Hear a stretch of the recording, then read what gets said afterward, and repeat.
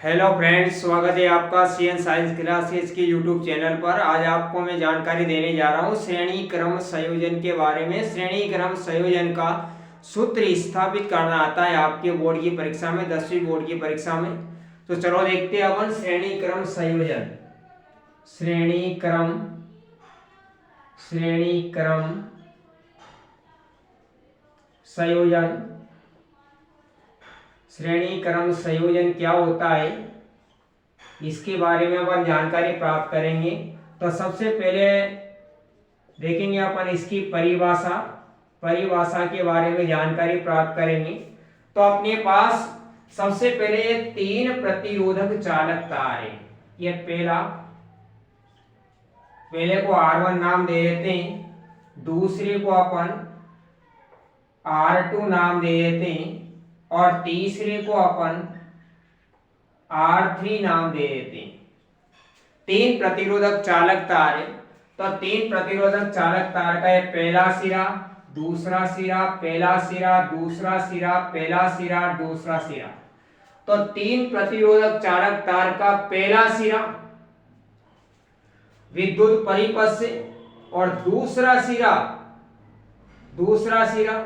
R2 प्रतिरोध के प्रथम सिरे से क्या होता है, जुड़ा होता है। तो ऐसे इस प्रकार से जुड़ता है, यह प्रथम R1 और ये दूसरा R2।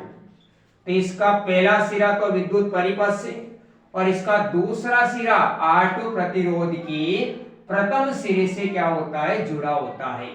R2 प्रतिरोध के प्रथम सिरे से जुड़ा होता है। तो इस प्रकार के संयोजन को क्या कहा जाता है, श्रेणी क्रम संयोजन कहा जाता है। तो इस संयोजन में परिभाषा बनाते इसकी, इस संयोजन में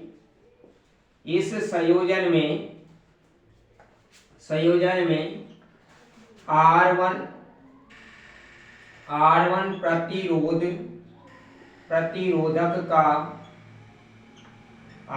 प्रतिरोधक का प्रथम सिरा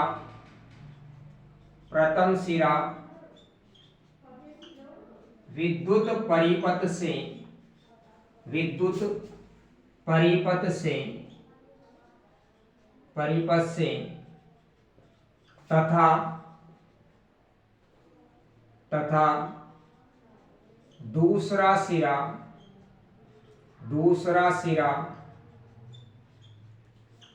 R2 प्रतिरोधक के, ये R2 प्रतिरोधक है, तो R2 प्रतिरोधक के प्रथम सिरे से जुड़ा होता है।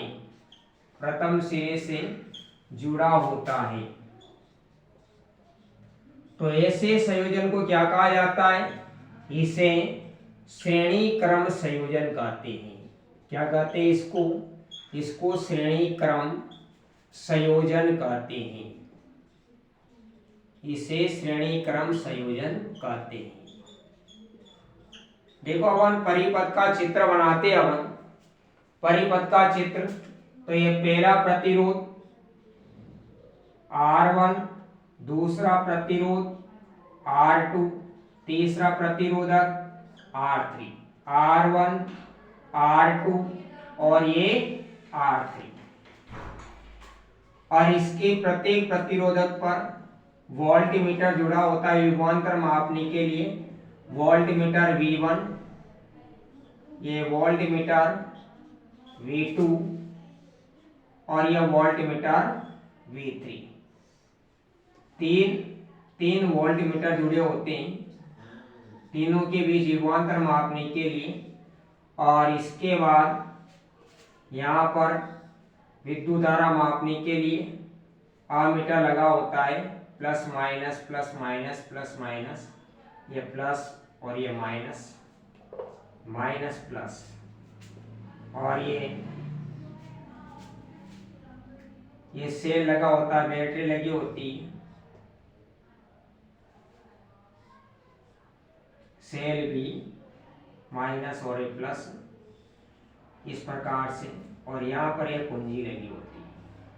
ये श्रेणी क्रम संयोजन का चित्र है आपका। अब इसके बाद विशेषता क्या होती है इसकी? विशेषता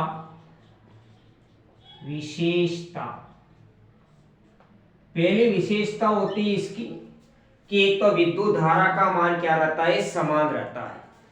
विद्युत धारा का मान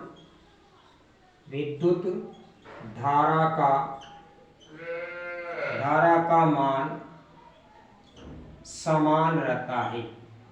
परिपथ में विद्युत धारा का मान क्या रहता है? समान रहता है।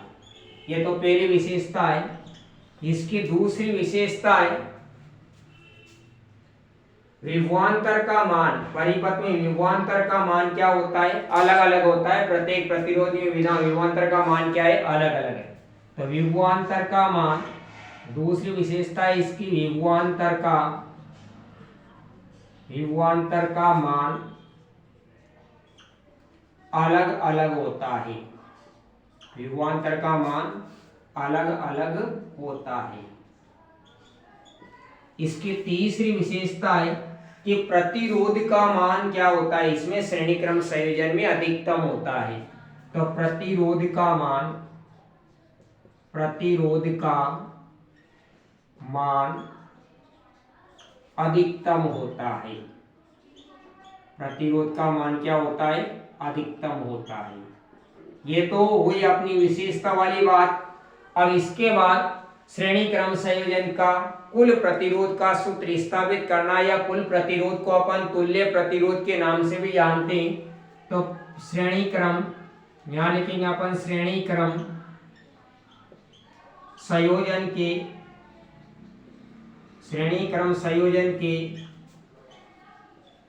तुल्य प्रतिरोध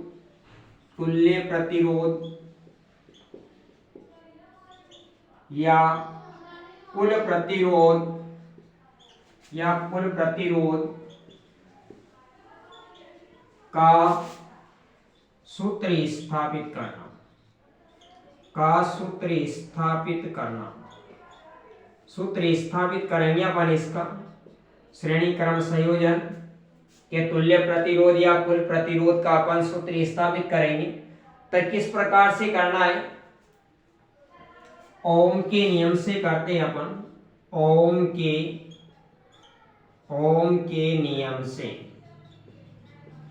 के नियम से करेंगे सूत्र स्थापित। तो V बराबर ओम का नियम क्या होता है? V बराबर IR। पिछले वीडियो में बताया था मैंने आपको, V बराबर क्या होता है? IR। तो प्रत्येक, यहां लिखेंगे अपन प्रत्येक प्रतिरोधक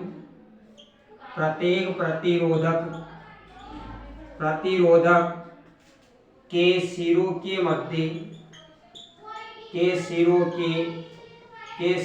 मध्य उत्पन्न होने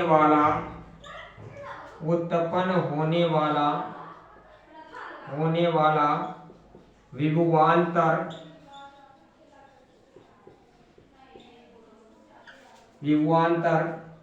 व्यष्टिगत विभवांतर के, व्यष्टि यानी कुल विभवांतर, व्यष्टिगत विभवांतर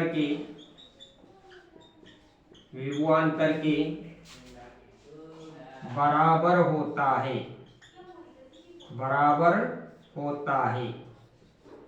ये लाइन लिखनी है आपको कि प्रत्येक प्रतिरोधक के सिरों के मध्य उत्पन्न होने वाला,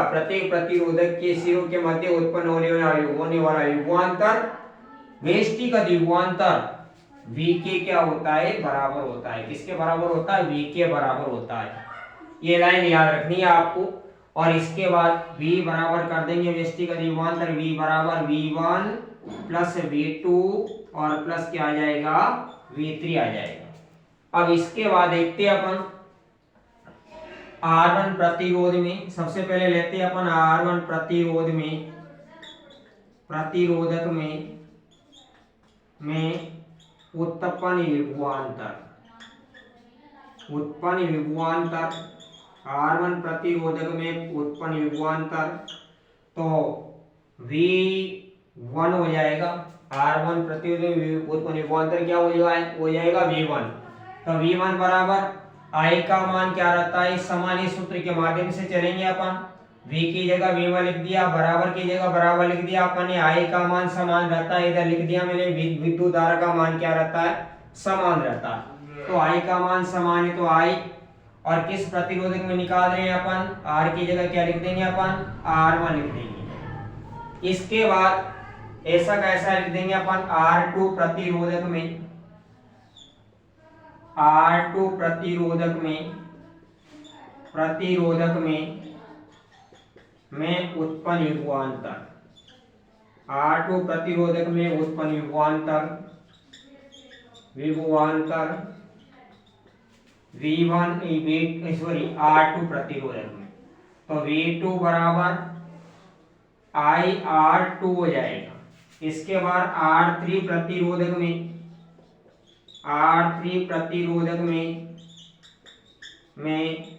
उत्पन्न विभवांतर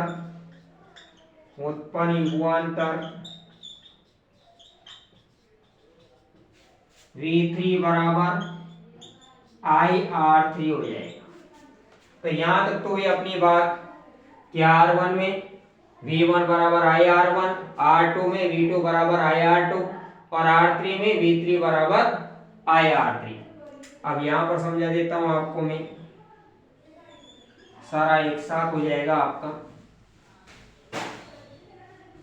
तो ये सूत्र लिखेंगे अपन, V बराबर V1 plus V2 plus V3। अपने पास V का मान भी है, V1 का मान भी है अपने पास, V2 का मान भी अपने पास और V3 का मान भी अपने पास। तीनों का मान रख देंगे। V बराबर क्या है अपने पास, IR। तो यह IR बराबर V1 का मान IR1, V2 का मान IR2 और V3 का मान IR3 हो जाएगा। इसके बाद IR बराबर कॉमन आ रहा है, तीनों में I कॉमन आ रहा है तो यह I, तो I से I कैंसिल हो गया, क्या बच गया R1, I से I कैंसिल हो गया, क्या बच गया R2 और I से I कैंसिल हो गया, क्या बच गया R3। और इसके बाद ये सूत्र बन गया अपने पास IR बराबर ये I से I क्या हो जाएगा, कैंसिल हो जाएगा, तो R बराबर R1 plus R2 plus R3। ये परिपथ के तुल्य प्रतिरोध का अपने पास सूत्र क्या हो गया, स्थापित हो गया। R बराबर R1 plus R2 plus R3। एक बार और समझ लीजिए आप, श्रेणी क्रम संयोजन परिभाषा। इस संयोजन में R1 प्रतिरोधक का प्रथम सिरा विद्युत परिपथ से तथा दूसरा सिरा R2 प्रतिरोध के प्रथम सिरे से क्या होता है, जुड़ा होता है। वो चित्र बना रखा है आपके सामने मैंने। ऐसे संयोजन को क्या कहा जाता है, श्रेणी क्रम संयोजन कहा जाता है। विशेषता क्या होती है, इसमें विद्युत धारा का मान एक तो समान रहता है और प्रत्येक प्रतिरोध के सिरों पर विभवांतर का मान क्या होता है, अलग अलग होता है। तीनों प्रतिरोधों में विभवांतर का मान क्या होगा, अलग अलग होगा। इसके बाद प्रतिरोध का मान क्या होता है, इसमें श्रेणी क्रम संयोजन में अधिकतम होता है। अब सूत्र स्थापित करेंगे। श्रेणी क्रम संयोजन के तुल्य प्रतिरोध या इसको कुल प्रतिरोध के नाम से भी जानते हैं। इसका सूत्र स्थापित करेंगे अपन। कौन सा नियम लगाएंगे अपन, सबसे पहले ओम का नियम लगाएंगे। ओम का नियम क्या होता है, V बराबर IR। अब यहाँ पर ये लाइन ध्यान रखनी है आपको, बस ये लाइन तो याद करना है आपको अच्छी तरह से कि प्रत्येक प्रतिरोधक या प्रत्येक प्रतिरोधक 3 प्रतिरोधक है, तो प्रत्येक प्रतिरोधक के सिरों के मध्य उत्पन्न होने वाला विभवांतर, प्रत्येक प्रतिरोधक के सिरों के मध्य उत्पन्न होने वाला विभवांतर, व्यष्टिगत विभवांतर V के क्या होता है, बराबर होता है। तो V बराबर क्या हो गया अपने पास, V1 plus V2 plus V3, V1 plus V2 plus V3 हो जाएगा। अब इसके बाद R1 प्रतिरोध में उत्पन्न विभवांतर निकालेंगे, अलग अलग में निकालेंगे। तो ये सूत्र ओम के नियम से चलेंगे। V की जगह V1 लिख दिया, डबल बराबर की जगह बराबर आ गया, I की जगह I आ गया, क्योंकि I का मान क्या रहता है, इसमें समान विद्युत धारा का मान क्या रहता है, समान रहता है। और R की जगह क्या लिख दिया अपन ने, R1 लिख दिया। इसी प्रकार से इसमें R2 प्रतिरोध में उत्पन्न विभवांतर निकाल लेंगे। V2 बराबर IR2 आ गया और R3 प्रतिरोधक में उत्पन्न विभवांतर निकाल लेंगे तो V3 बराबर IR3 आ गया। अब इसके बाद इस सूत्र का उपयोग करेंगे, V बराबर V1 plus V2 plus V3 का क्या करेंगे अपन उपयोग करेंगे। अपन को तीनों सभी के मान आ गए। V का मान है इसे अपने पास, V1 का मान ये आ गया अपने पास, V2 का मान ये आ गया अपने पास और V3 का मान यहाँ पर आ गया अपने पास। अब इसके बाद मान रख देंगे। V का मान IR लिख दिया अपन ने, V1 का मान IR1, V2 का मान IR2 लिख दिया अपन ने, V3 का मान अपन ने IR3 लिख दिया। इसके बाद तीनों में I कॉमन आ रहा है तो I कॉमन ले लिया अपन ने और I कॉमन लेने के बाद I से I क्या हो गया, कैंसिल हो गया। तो क्या बच गया अपने पास, R बराबर R1 plus R2 plus R3 हो गया। तो ये परिपथ का तुल्य प्रतिरोध का सूत्र क्या हो गया, आपके स्थापित हो गया। आपके परीक्षा में ये 3 नंबर का क्वेश्चन आता है। आपकी वीडियो अच्छा लगा हो तो वीडियो को लाइक शेयर और सब्सक्राइब जरूर कीजिएगा। थैंक यू सो मच दोस्तों, धन्यवाद।